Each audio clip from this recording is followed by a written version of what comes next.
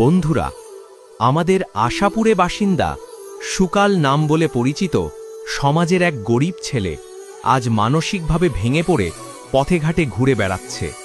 তার চোখে স্বপ্ন ছিল, তারও ছিল জীবনের আশা, কিন্তু দারিদ্র্য, অভাব আর কষ্ট তাকে আজ পাগল বানিয়ে ফেলেছে।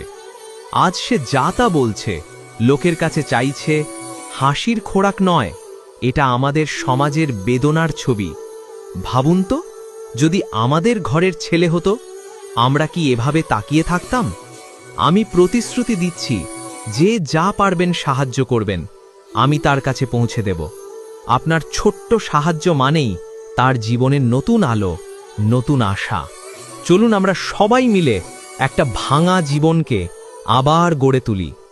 আজকে যদি আমরা পাশে না দাঁড়াই, কাল হয়তো আমাদের চারপাশে আরও অনেক স্বপ্ন এভাবেই ভেঙে যাবে। সুকালের ভালোবাসাতে একটা লাইক করে দেন, কমেন্টে মতামত জানান, শেয়ার ফলো করে আমাদের পাশে থাকুন।